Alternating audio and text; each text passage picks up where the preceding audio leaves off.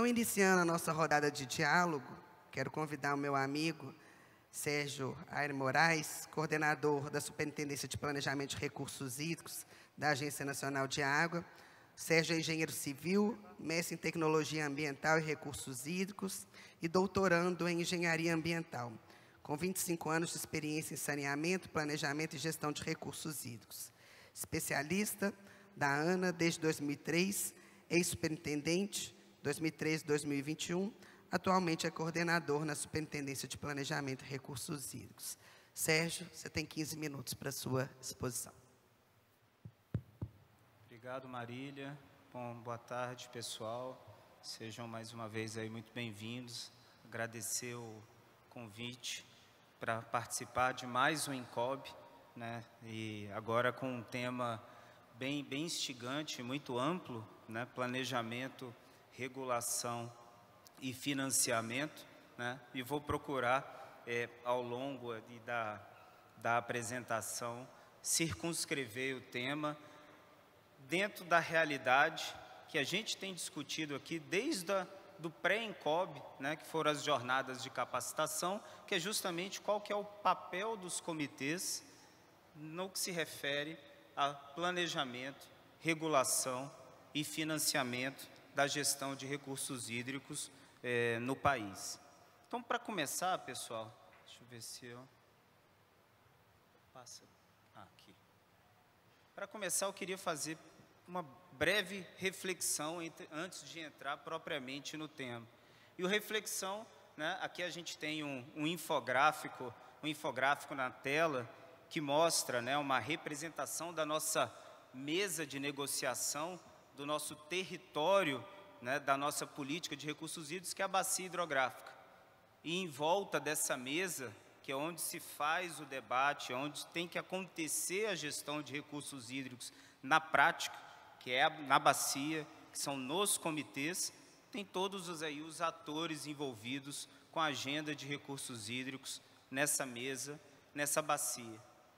E eu queria começar a fala com uma reflexão sobre o estágio atual do nosso sistema de gestão de recursos hídricos. E a Marília pontuou até na introdução dela alguns avanços que vêm acontecendo aí ao longo dos últimos anos. E fazer essa reflexão justamente a partir desses avanços. O copo da gestão de recursos hídricos está meio cheio ou meio vazio? Nós, sistema, a gente tem recebido muitas críticas recentes e muitas vezes críticas com propriedade. Temos muito ainda para fazer. Esse é o copo, às vezes, meio vazio. Mas a gente não pode esquecer jamais, e temos que ter muita segurança em todos os avanços que aconteceram no país nesse tema ao longo dos últimos anos. É o copo meio cheio. Porque é a partir desses avanços, e só por causa deles, que a gente vai conseguir aprimorar o nosso sistema. O sistema não é terra arrasada. O sistema, ele vem sendo montado, muitas vezes não alcançamos a resposta de excelência que podemos alcançar, mas só a partir de tudo que foi construído é que a gente consegue aprimorar, que a gente consegue fazer mais. Então, eu queria seguir na discussão planejamento, regulação e financiamento a partir da visão do copo meio cheio. E dentro dessa visão do copo meio cheio, valorizar um instrumento que ele é central na nossa política e dá um poder aos comitês fenomenal, que são os planos de bacia hidrográfica. São eles que definem a agenda de recursos hídricos do país. E os planos passaram e vêm passando cada vez mais, porque é um processo contínuo, por transformações, por aprimoramentos, por uma busca de foco. Talvez no passado, essa expressão aprendi com Teixeira, talvez fosse um grande engarrafamento de fumaça mesmo. Talvez a gente não tinha achado ainda o caminho. Talvez a gente tentava consertar tudo e não focava no essencial. O plano é um direcionador da gestão de recursos hídricos. Preciso ter foco. Preciso ter foco. Foco na nossa agenda. A agenda está isolada no mundo? Não, ela não está isolada. ela tem interface com todas as outras políticas que têm interferência com a água, com o saneamento, meio ambiente, geração de energia, irrigação, pesca, turismo, lazer. Mas é importante para que a gente tenha, para que o plano discutido no âmbito do comitê, aprovado pelo comitê, seja, de fato, um instrumento de referência para a política de recursos hídricos, é importante que ele tenha foco. É importante que ele se constitua nessa base técnica para todos os demais instrumentos. É importante que ele seja fruto de um processo amplo de negociação, todos em volta daquela mesa do primeiro slide. A partir dessa negociação, é importante que ele se transforme nesse elemento de pactuação. Os pactos são importantes, mas aí cabe aos comitês, e esse é o papel dos comitês, lutar sempre para que esta pactuação se dê a partir do instrumento de referência da política, que são os planos. Nada de pacto por fora, nada de construção que não seja a partir do instrumento de planejamento, porque ele é o guia, porque ele é o instrumento legal, porque é ele que vai dar o direcionamento, porque ele é que é o ambiente da negociação no âmbito de todos os comitês. E não temos que ter receio dessa negociação. Ora, aí vai ficar muito complexo, aí vai ficar muito desgastante. Se a gente quer um instrumento que importe, é complexo sim, é desgastante sim. O plano genérico aprovado por consenso na bacia, aquela maravilha, muitas vezes ele não tem resultado. A gente vai cobrar a implementação do plano, e ele não vai ser um plano implementável. E a questão da implementação pós-plano, que de fato, a partir das diretrizes para a gestão que são colocadas no plano, são fundamentais. É o que a gente discute, vem discutindo e vem implementando, seja na ANA, né, um trabalho que hoje é liderado pela Superintendência de Planejamento, Flávio Troger, pela Superintendência de Implementação de Planos, que é o Tibério, junto com todos os nossos parceiros, órgãos gestores estaduais e, fundamentalmente, comitês de bacia.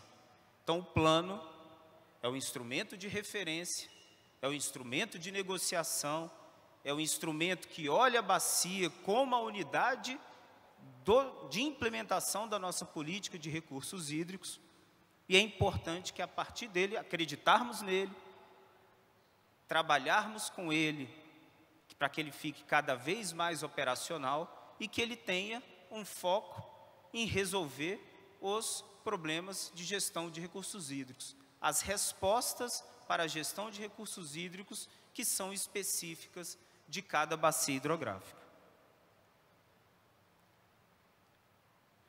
Bom, mas você está falando só de plano, vamos entender um pouquinho o planejamento. E que mudanças são essas do plano? Que aprimoramentos que são esses que têm sido implementados? Primeiro, é importante que a gente trabalhe a questão do planejamento integrado. Nada de multiplicidade de planos no mesmo território. Eu tenho uma bacia com 15 planos, com 20 planos, eu não vou saber nem para onde eu tenho que caminhar.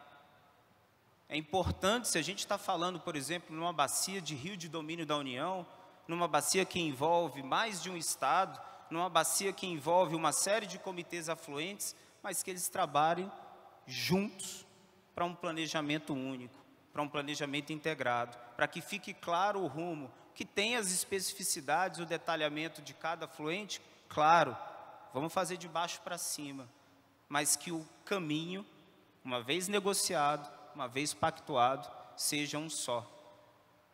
É importante que ele seja implementável, e daí surgiu o manual operativo.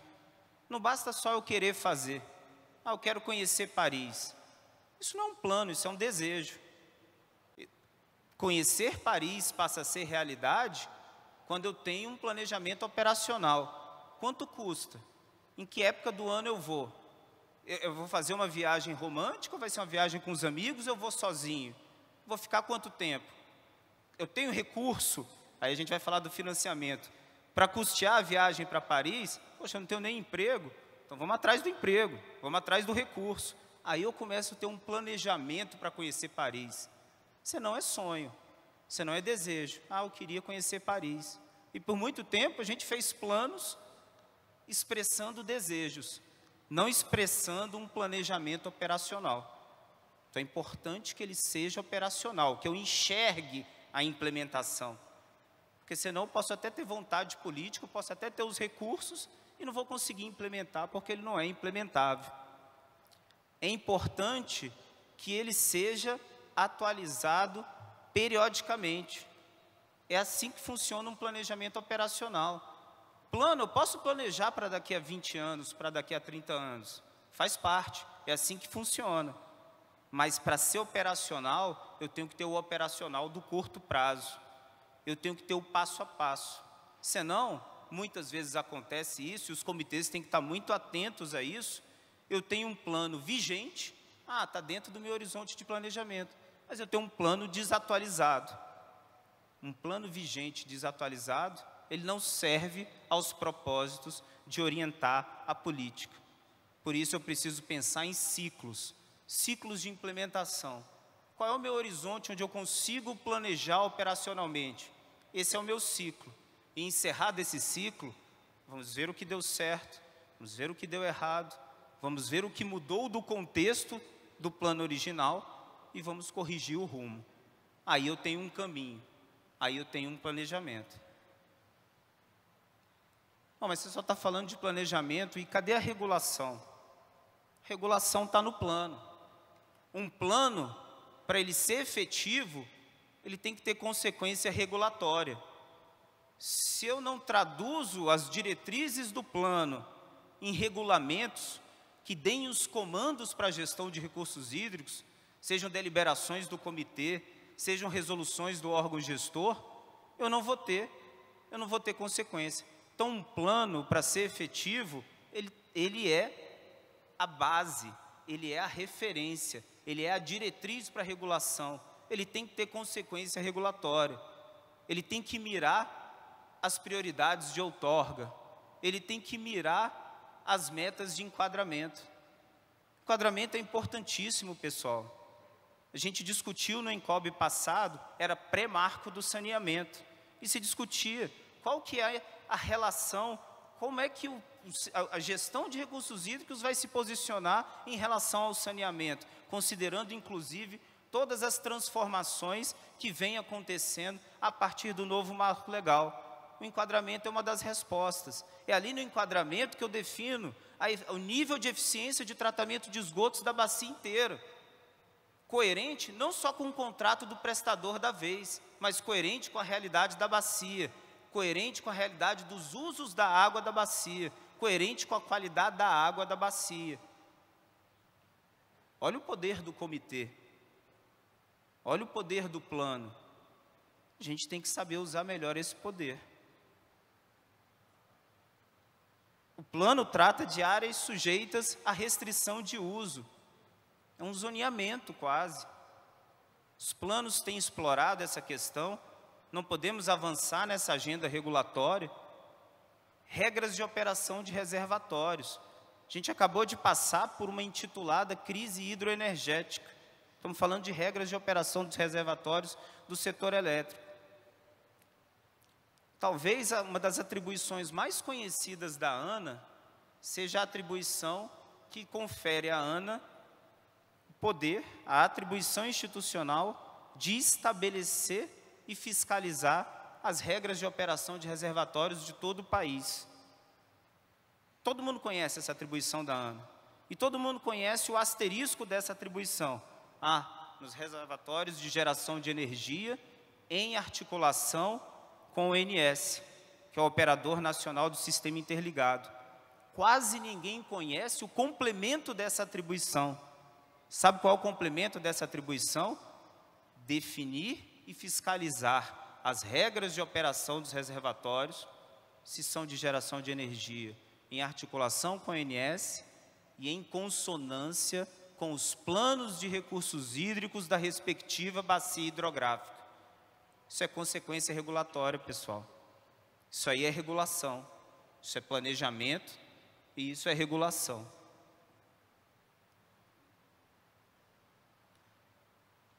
O plano tem que ter impacto orçamentário.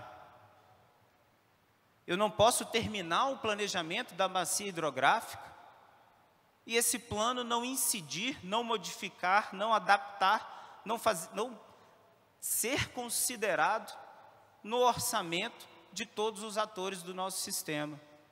Esse plano é a base da aplicação dos recursos da cobrança.